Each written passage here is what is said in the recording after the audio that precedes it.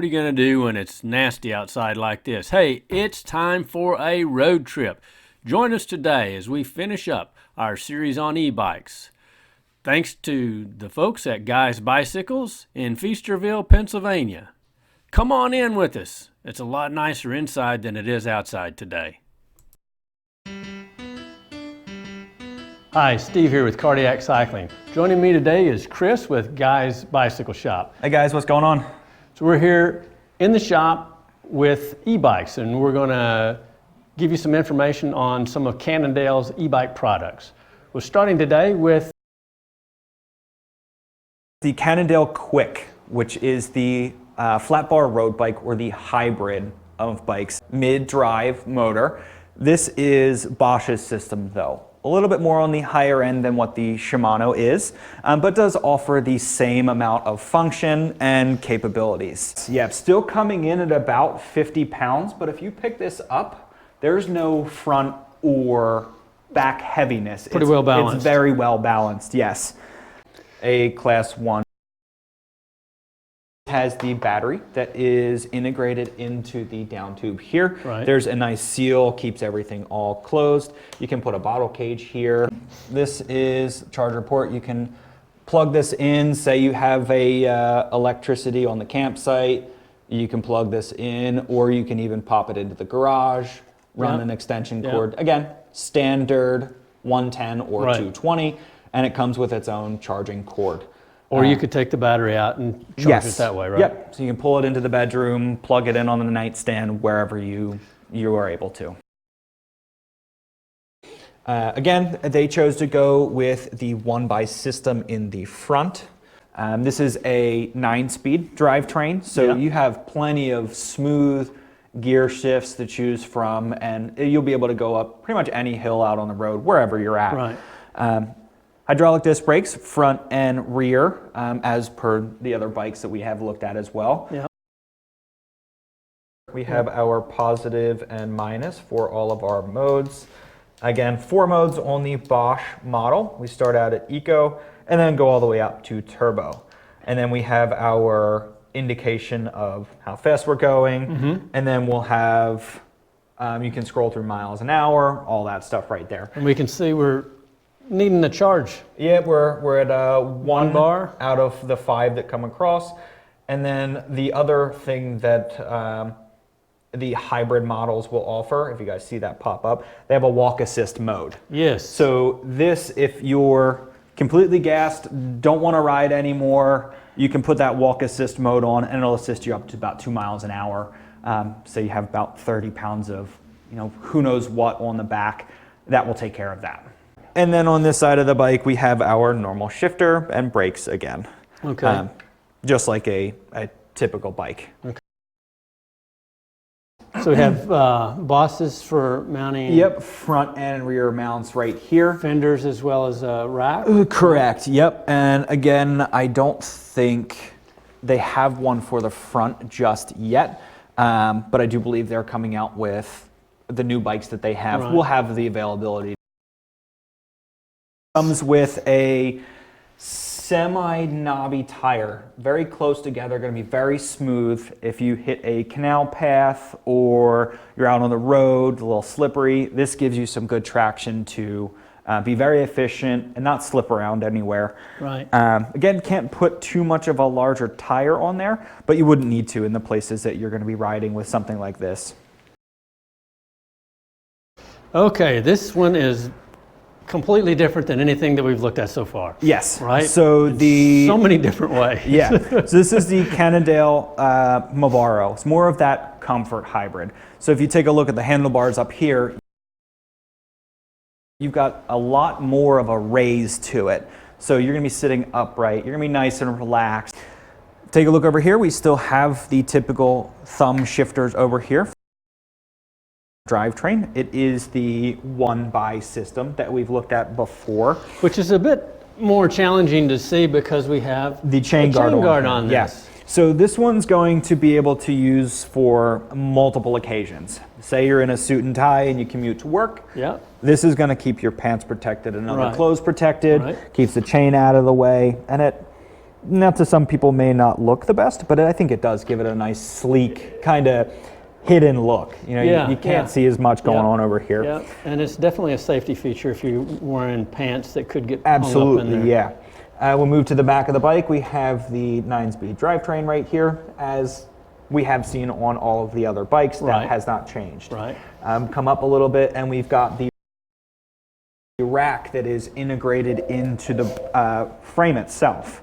Removable, specific for this bike, kind of is integrated into it. Yeah. So I think you can hold up to about 50 pounds on something like this. Okay. So you can really, you can do your grocery shopping, you know, do whatever you need to do and still be nice and comfortable. Right, right. If you can also see, we have full wrap fenders on this front and front and rear back here. It keeps the water, you can ride in pretty much any weather. Right. As long as you're willing to get a little wet. So what's this guy?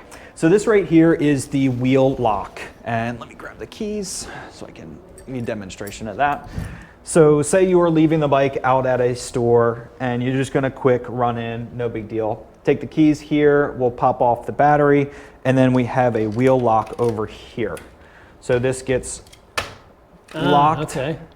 And then if we bring this up, we can see we have a steel bar comes across there. So you can't wheel this bike much further than one spoke length. Yeah. So essentially the bike will have to be destroyed for someone to be able to reuse it. Or they're just going to have to pick the whole thing up and put it in the back of a truck. And at that point it's useless.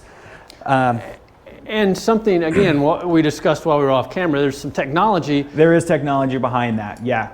So any of the Bosch, if it's the road bike or the hybrid or anything, these can be plugged into the computer, and us here guys will update your information, phone, address, all that stuff, into their system. So if someone were to steal your bike, bring it into another shop, hey, I need to get my bike updated, we'll ask for an ID, we'll get your bike updated, and if their ID does not match your information, I'm sure we'll have to reach out to whomever we need to. But unfortunately, it does happen. Luckily, we've never had to do that, but they do have the security systems in place to do that. Which is a great Oh, absolutely, great precaution. Same key that we used for the wheel lock. Now, like all of the bikes that we have looked at before, they were all integrated batteries. This one has the separate battery.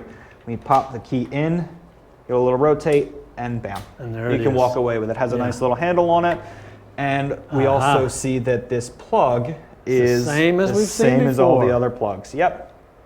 So you can take this off and you can charge this on or off the bike. Here we have a battery indicator on this. And we are quite dead on this one as well. We've got 1 out of 5 bars. A nice little button here will turn this on. Plugged it in the house. This gets slid on just like that. Again, rear light here, as we saw on the and we'll turn prior this bike, on, and then lights here come on front and rear. I don't know if you can see that one, but that's on. And these will be something that you can use as a daytime running light as well, like a typical car headlight. That can always be on for your safety. The reflective, which you can see when I turn this light on. Yeah, so these front and rear, also to add in with the lights and the whole safety feature, this white ring around the tire, if you put yourself into a T intersection with a car coming up to you, these will be nice and bright, be super reflective. And now we're at the front of the bike here, not related to the electric system. If you notice, there is a front shock to it. 50 millimeters of travel that you can turn on and off depending on what kind of terrain you're on. Okay. So if you're on a smooth terrain, you're going to want that off, keeping the battery and the motor not losing any power and yourself in that suspension, keeping things nice and efficient. And the nice thing about this one as well, the frame design, it's a step through rather than a step over. So something nice and easy. So this is typically used, and boom, just like that, and you can slide up and you can go. And then you come off. You don't have to lift your knee up and over the seat or over the back of the tire. This will most likely fit into that category of hip replacements, knee replacements, back issues, anything like that. Easy to step over, but yet you can still get your exercise.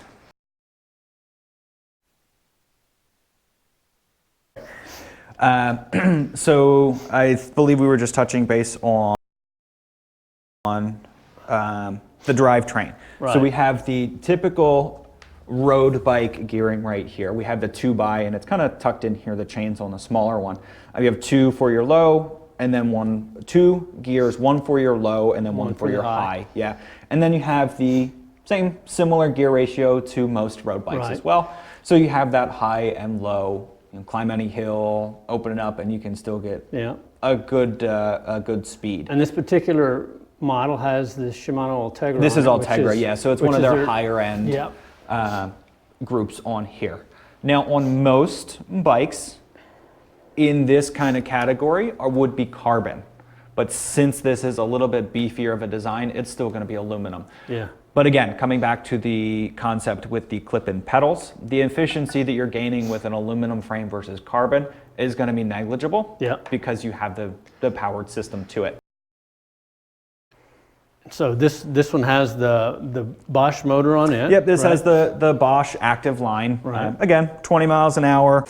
That 20 mile an hour speed limit is going to shut the motor off once you hit that 20 miles an hour.